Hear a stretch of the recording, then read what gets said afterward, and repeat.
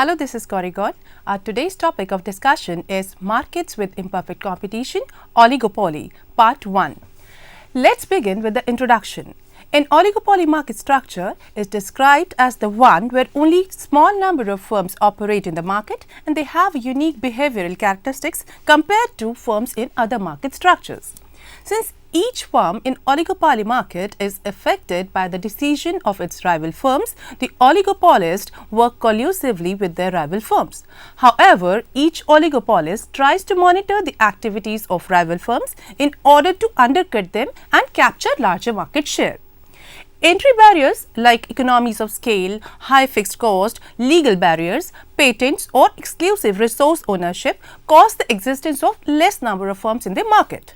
Thus, the firms in an oligopoly have the power influence prices and quantities in the market.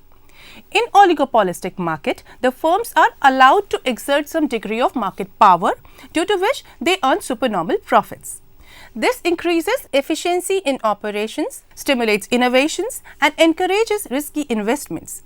These in turn might deliver benefits in the long run like decline in production cost or rise in innovations. Now let us discuss Cournot models and reaction curves.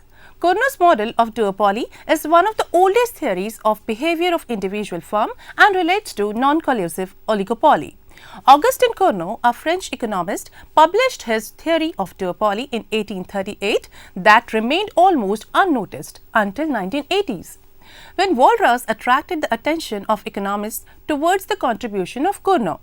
In Cournot model, there are limited number of firms that compete in a homogeneous product market. Given the use of different technologies, the firms take production decisions independently. At the given level of aggregate output and aggregate market demand, the market clearing factors determine the product price. The assumption of Cournot models are: first is, it is a static model. The strategic variable of the firms is their production level. Second, the industry faces an aggregate demand function, that is Q is function of P, where Q denotes the aggregate production and P is the given level of price. This assumption implicitly implies that A is a homogeneous product market, B a large number of consumers in the market and C total demand of the product at any given price P. Third is, there are fixed number of firms in the industry and entry or exit in the industry is restricted. Fourth, all the firms aim at maximizing profits. While taking decision, each firm considers the interaction with competing firms. Thus, all the firms take their respective production decisions simultaneously. Fifth is, each duopolist believes that regardless of the impact of his action on the market price, the rival firms will keep their output constant or unchanged at the present level. Sixth, the firms do not reconsider their production related decisions to satisfy the expectations of rivals. Seventh assumption is, consumers buy consumption bundles that maximize their utility. According to Cournot, the firms decide to install certain level of capacity for their production and thereafter take production related decisions. It is important to note that under Cournot competition, the level of production will be higher than that of the monopoly production. Generally, the firms will produce such a level of output that remains somewhere between perfectly competitive output and monopoly output. The market outcome is stable, price quantity equilibrium, where no firm has the incentive to change the level of output. This results in setting of prices above the marginal cost and thus firms gain supernormal profits.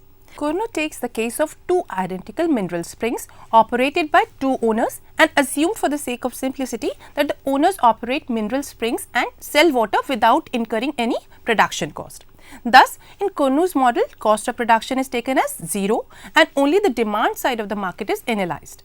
It may be noted that the assumption of zero cost of production is made only to simplify the analysis. Suppose the demand curve confronting the two producers of mineral water is a straight line MT as shown in this figure. Also suppose that ON is equals to NT is the maximum daily output of each mineral spring. Thus, the total output of both the springs is OD, which is equals to ON plus ND. Hence, the sale price must fall to zero in order to achieve a long run equilibrium with zero profit under perfect competition. Thus, the Cournot model can be presented when the cost of reduction is positive To understand the Cournot equilibrium, let producer A is the first one to start business first. Therefore, initially he will be a monopolist and his daily production will be ON. Because at ON level of output, he will charge OP price, due to which his profits will be maximum ONKP. Since the marginal and average cost are 0, the whole of total revenue ONKP will present profits. Therefore, the marginal revenue curve MRA of producer A will intersect x-axis at point N. Suppose firm B, the owner of other spring, also enters into business by operating his spring.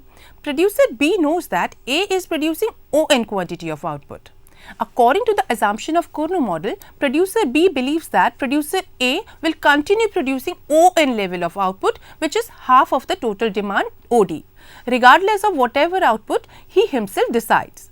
Given this belief, the best that producer B can do is to regard segment KD as his demand curve.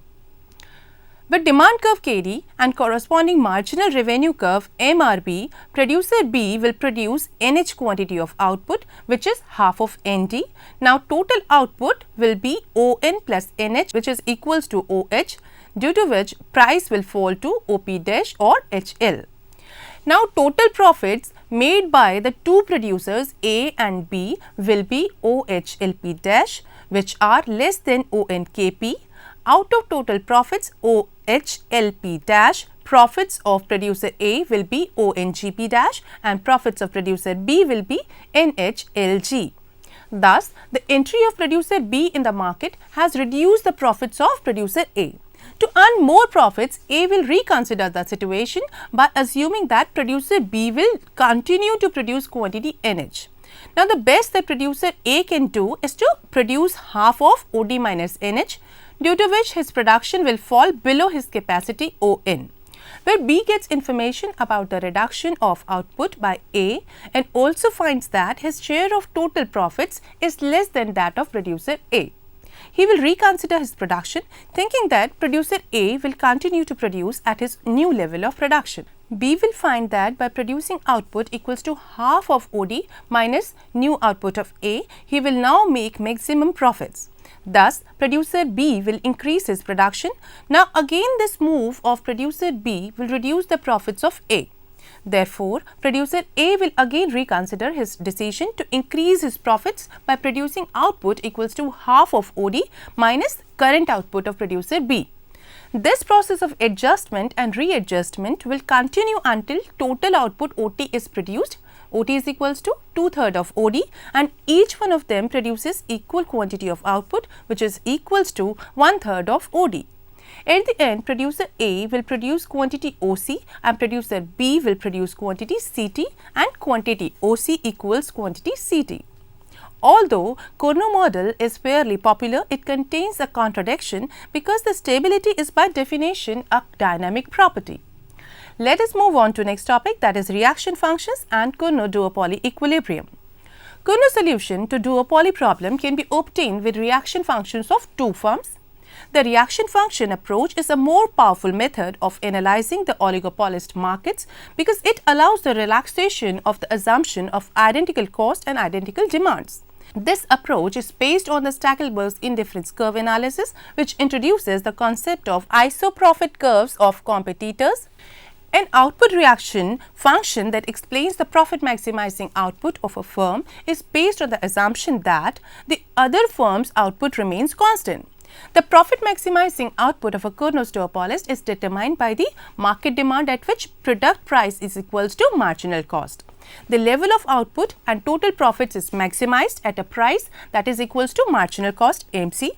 Further additions to output will cause a fall in price below the marginal cost and reduction in profits. Some economists explain duopoly equilibrium by making use of reaction curves. The reaction curves refers to the seller's own reaction to the moves of his rival. The reaction curves may be output reaction curves or price reaction curves, depending upon the situation whether the adjustment variable is output or price.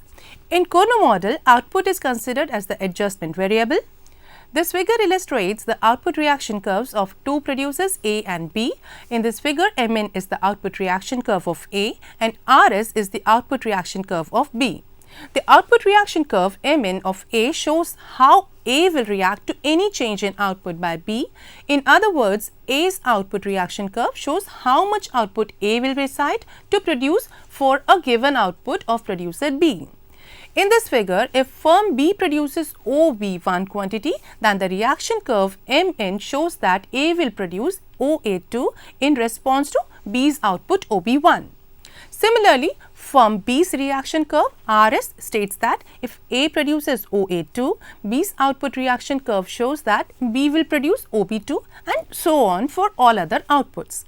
The output reaction curve in this figure have been drawn as straight lines. Therefore, it is assumed that the market demand curve for the product is a straight line and the marginal cost of production of both producers A and B are constant at 0.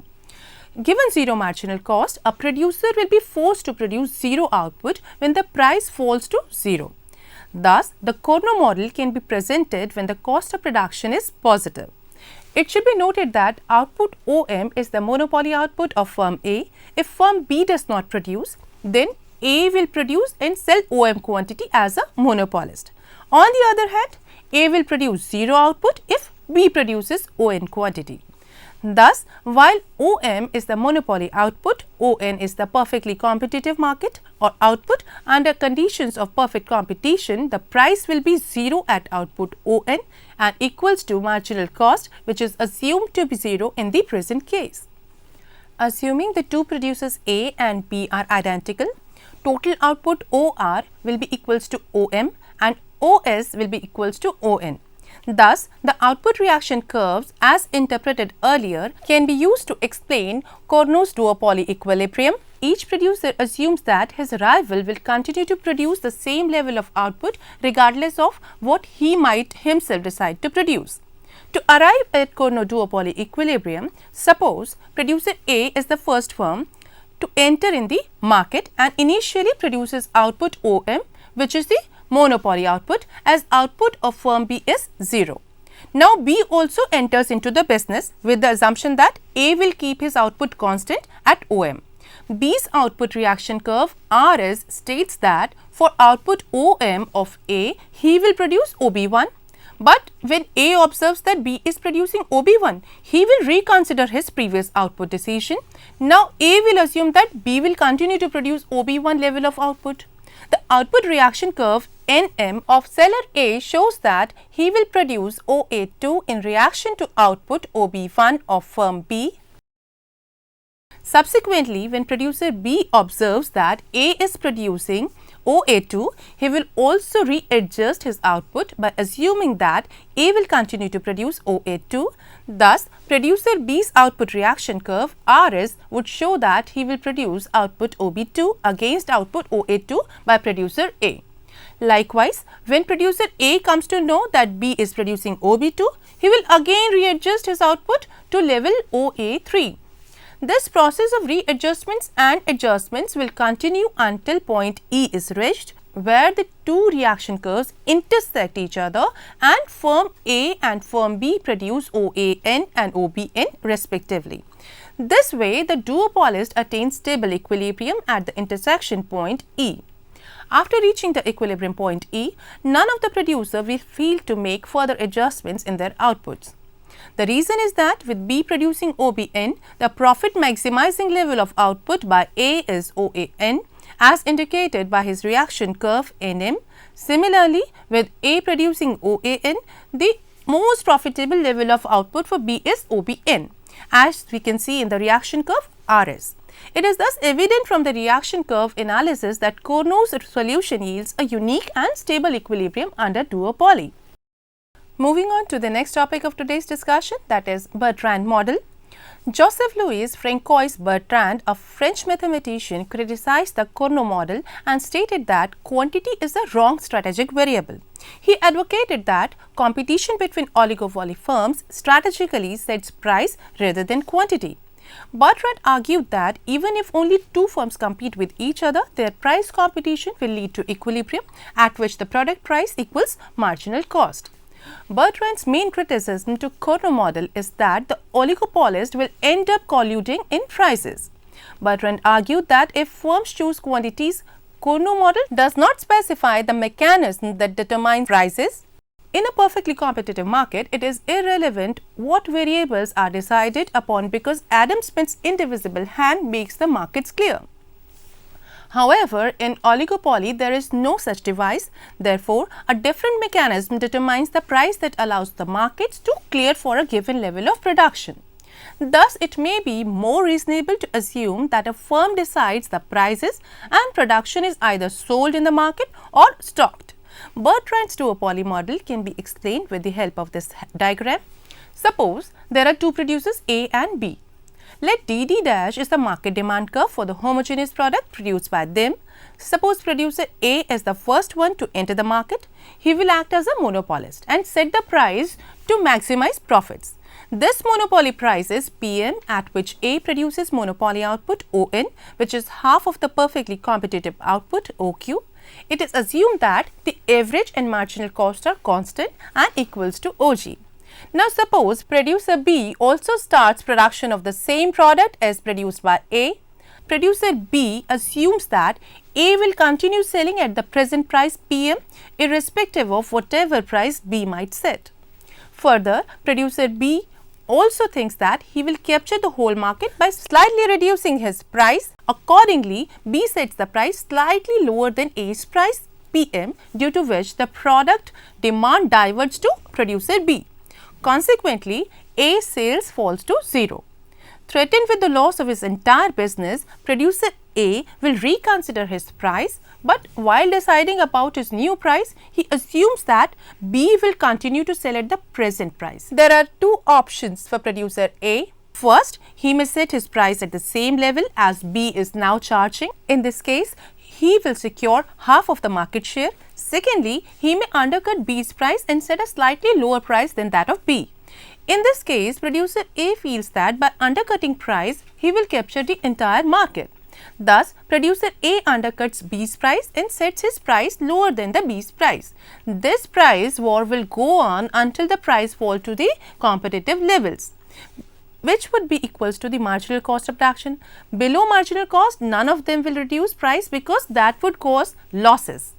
In Bertrand model, equilibrium is achieved when due to price war between the duopolists, the market price falls to the level of average cost of production and the combined equilibrium output of the duopolist is equal to the competitive output.